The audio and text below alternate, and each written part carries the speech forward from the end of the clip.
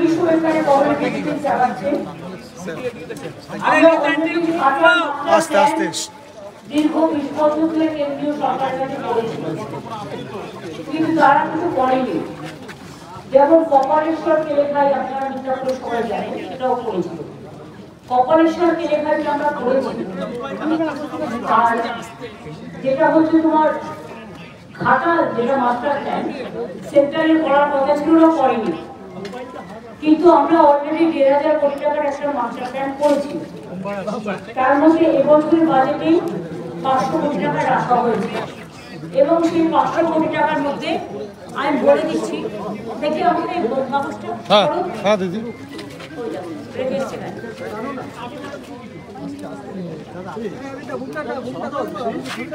এর মধ্যে ইতিমধ্যেই কিছু কাজ হয়েছে, যেমন দাসপুরে হয়েছে, ঘাটালেও হয়েছে, ঘাটার মিউনিসিপ্যালিটিকেও টাকা দেওয়া হচ্ছে।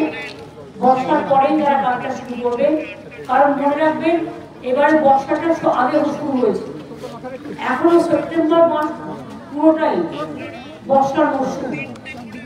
আর এখন তো চারিদিকে বর্ষা এত বেশি হচ্ছে, একদিকে ডিবিসি ছাড়া জল, অন্যদিকে মাইক্রন পাঞ্চে এবারে তো 11 ফুট বেশি জল ছেড়েছে। আর দাসপুর 2 এবং ঘাটাল পৌরসভায় 10 কোটিরও বেশি টাকা ব্যয়ে 5টা স্লুইসের নির্মাণের কাজ 90% সম্পূর্ণ হয়েছে।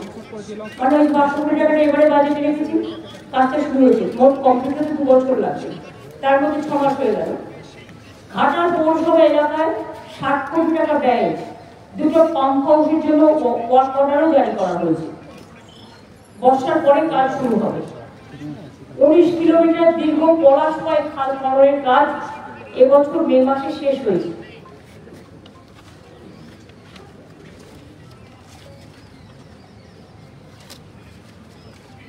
ওল্ড কোশি, সোনাতপা খাল এবং পুরানো সোনাতপা খাল সহ মোট 25 কিলোমিটার নদী ড্রেজিং এর জন্য অর্ডার দেওয়া হয়েছে। অন্যান্য নদী ও ড্রেজিং ও টেন্ডার প্রক্রিয়া সম্পূর্ণ হয়েছে, চূড়ান্ত পর্যায়ে। ঘাটাল পুরসভা এলাকায় শিলাবতী নদীর বাম পাড়ে 3.5 কিলোমিটার দীর্ঘ গার্ডওয়াল নির্মাণের জন্য পরিমিত যে জমির পরিমাণ, সেটাকে যতটা জমি কমানো যায় আমরা দেখব। আর চেষ্টা করব যে মানুষকে উচ্ছেদ না করে, যদি কোনো রকম অ্যাভয়েড করে অল্টারনেটিভ কোনো রুট বাঁচা যায়, সেই জন্য স্যাম্পল সার্ভে শুরু হয়েছে। 84টি নতুন কাজ, যেমন স্লুইস, সেতু এবং ড্রেজিং সহ অন্যান্য কাজের জন্য মাটি পরীক্ষার জরিপ এবং নকশারও কাজ চলছে। এগুলো 2025 সালের নভেম্বর মধ্যে চেষ্টা করছি, মানে বর্ষাটা না করলে তো সার্ভেগুলো হয় না, সুতরাং সেই জন্য আমরা এটা অপেক্ষা করছি। এছাড়া একটা কথা আমি বলি যেটা হচ্ছে অনেক কৃষকের জমি বিভিন্ন জায়গায় বন্যায় ডুবে গেছে, আলু চাষি, পাট চাষি, কিন্তু আমাদের পশ্চিমবঙ্গ সরকারের একটা ক্রপ ইন্স্যুরেন্স স্কিম আছে, যেটা প্রতি বছর যাদের জমি ডুবে যায়, কৃষকদের জমি বলুন, ধান বলুন, পাট বলুন, আলু বলুন, তাদের সবাইকে আমরা ইন্স্যুরেন্সের টাকা দিই, এবং সেই ইন্স্যুরেন্সের টাকা কিন্তু যারটা ডুবে যায় তাকে দিতে হয়, আগে তাদের দিতে হতো। এখন এই টাকাটা পুরো শস্য বীমার টাকাটা আমাদের রাজ্য সরকার বহন করে।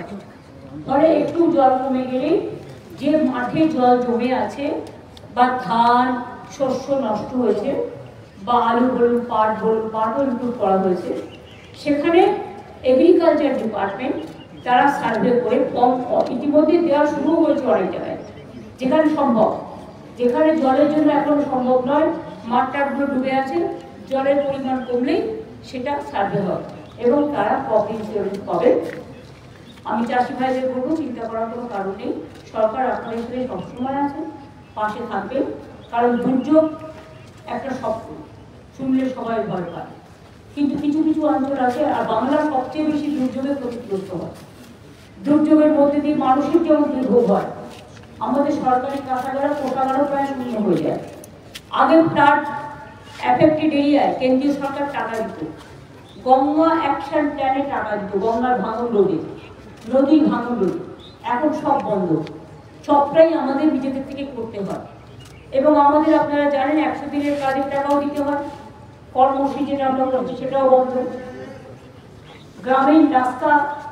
গ্রামীণ রাস্তাও আমরা তৈরি করি, পথশ্রীর মাধ্যমে যতটা পারছি কেন্দ্রীয় সরকার বন্ধ করে দিয়েছে সব। এছাড়াও বাড়ি আমরা আগে করেছি, বাংলার বাড়ি যেটা গ্রামীণ আবাস যোজনায় হতো 45 লক্ষের মতো, আর এবছরও 12 লক্ষ করা হয়েছে মাটির বাড়ি, পাকা বাড়ি করার জন্য টাকা দেওয়া হয়েছে।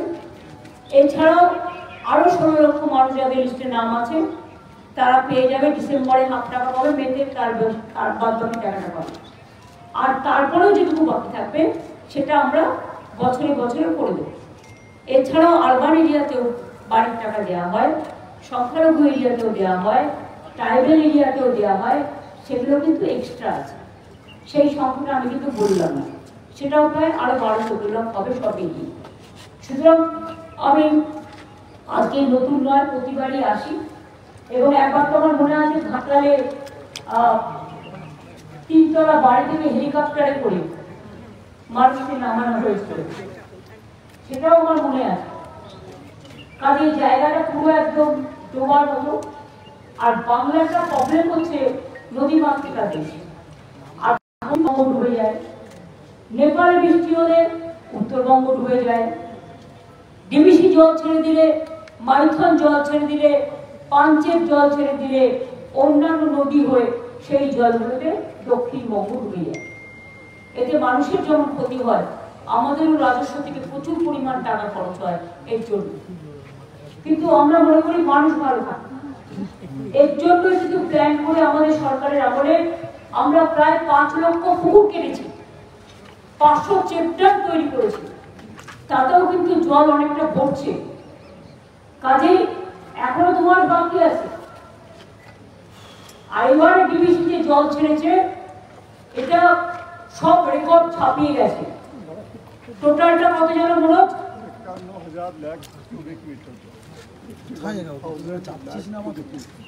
51,000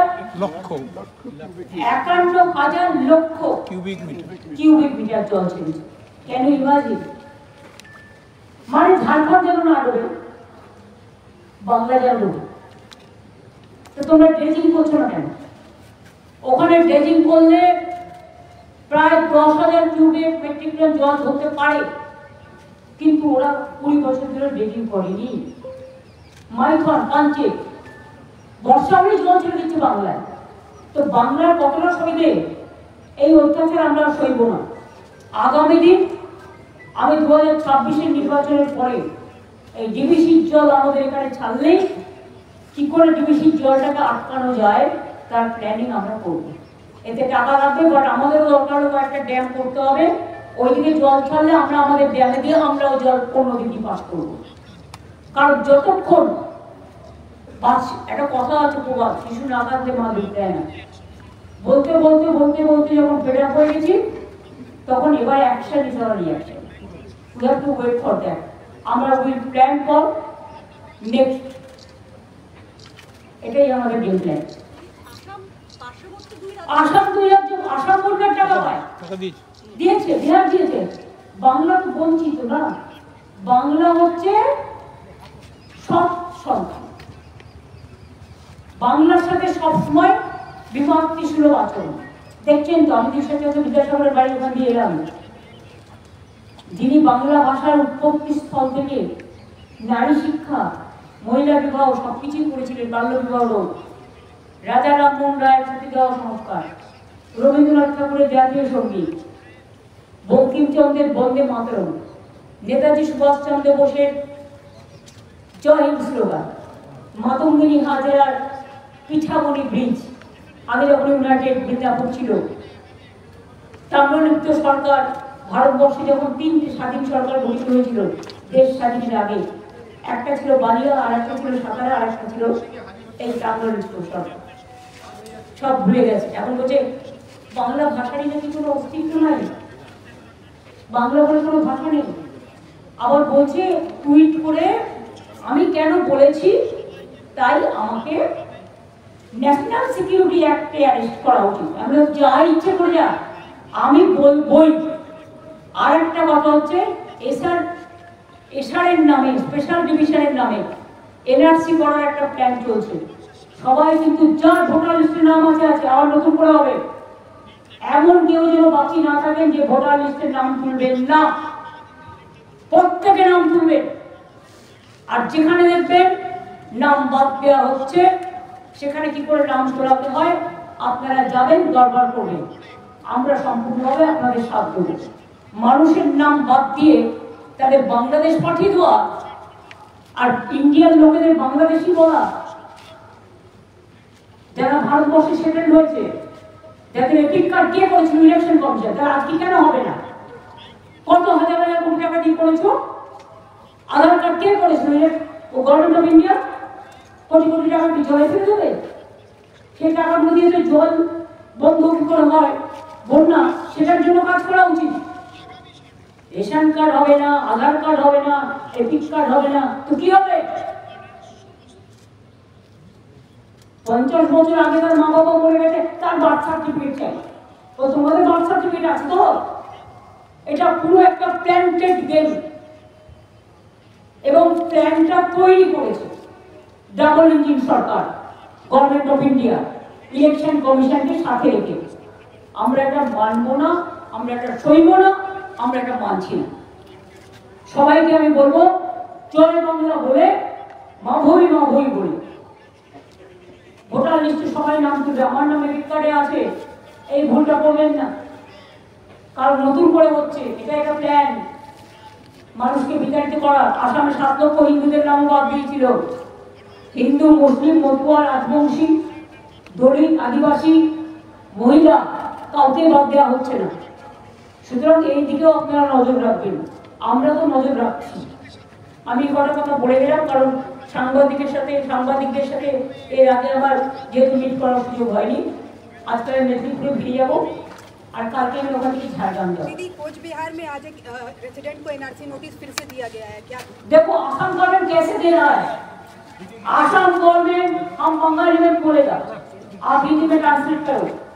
अगर वो लोग बंगाली को पसंद नहीं करते तो हम बांग्ला में जरूर बोलेंगे। बांग्ला भाषाয় বলছি এনআরসি নোটিশ রাজবংশকে দেওয়া হয়েছে, শীল পরিবারকে দেওয়া হয়েছে, মধুয়াদের উপর অত্যাচার হয়েছে, মহারাষ্ট্রে কুচিয়ে খুন করা হয়েছে, গুজরাটে অত্যাচার হয়েছে, রাজস্থানে হয়েছে, মধ্যপ্রদেশে হয়েছে, উড়িষ্যায় হয়েছে, গুরগাঁওতে এখনো অনেকে জেলে আছে। আর এত বড় সাহস হচ্ছে বাংলা বলে কোনো ভাষাই নেই। যে বাংলা ভাষা স্বাধীনতার জন্ম দেয়, যে বাংলা ভাষা জাতীয় নবজাগরণের জন্ম দেয়, যে বাংলা দেশকে স্বাধীন করে, যে বাংলা সারা পৃথিবীতে পঞ্চম আর সারা এশিয়াতে দ্বিতীয়। আমি অন্য ভাষা বলতেই পারি, আমার কোনো আপত্তি নেই, সবাইকে আমি সম্মান করি, কিন্তু আমার নিজের মা বলতে শেখা ভাষা আমি মা বলতে পারবো না, এটা কখনো হয় না। একটা শিশু জন্ম নিয়ে ফার্স্ট মা বলতে শেখে। হ্যাঁ, মাকে কেউ মাদার বলে, কেউ আম্মা বলে, কেউ মাম্মা বলে, না রাখে না, মা তো মাই। মাতৃভূমিকে রক্ষা করার শপথ আমাদের সকল।